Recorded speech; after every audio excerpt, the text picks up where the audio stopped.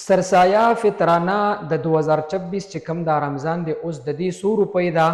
او دا سرسایه فطرانه دا چاله ورکول او چاله نه ورکول محترمو دا کلیپ ووري نو ان شاء الله د ډیرو مسلمانانو هغه سوالات به حل شي.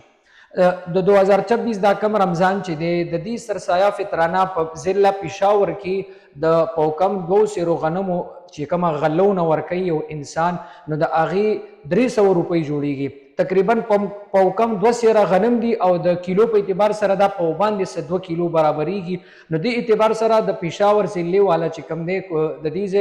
علماو مفتیانو 300 روپۍ دا سرسایه د دې ځل مقرره کړې ده او دې نه علاوه چې یو سړی د کجورو نه ورکوي د هغې 3.5 سیره کجورې چې څومره ریټ جوړېږي داسې د کشمشو نه ورکوي د هغې هم تقریبا 3.5 سیره چې څومره د هغې قیمت ورکوي خو محترمو هر سړی دې وګوري که وسداره وي الله طاقت ورکړی وي هغه د 3.5 سیرو کجورو قیمت ورکړي یا د کشمشو ورکړي دا 300 روپۍ دا د غریب طبقې خلکو والا دپاره دي چې کم کمزوري دي او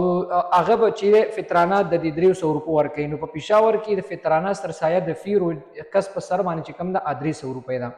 اوس به دا چاله ورکې چاله به دا نه ورکې نو محترمو دا سرسایه خپل مور پلار نیاو نیکه داسې چې څومره ورپسې به راځي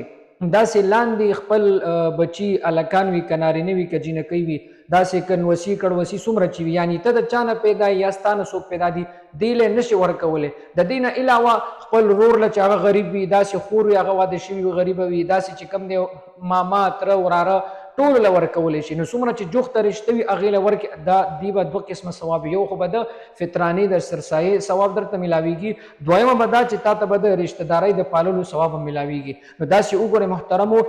بهترین وخت د دې خو د غټ د وړوکي اختر د سحر ټیم وي خو لهذا نن سبا مخکې ورکول په دې پکار دی چې یو غریب یو فقیر مسکین انسان پې ځان له سودا واخلي نو دا د سرسایه 100 روپۍ ده او چاله ورکول چاله نه ورکول مختصر شان کلیپ ته خپلې موري نور سره هم شیر کړئ.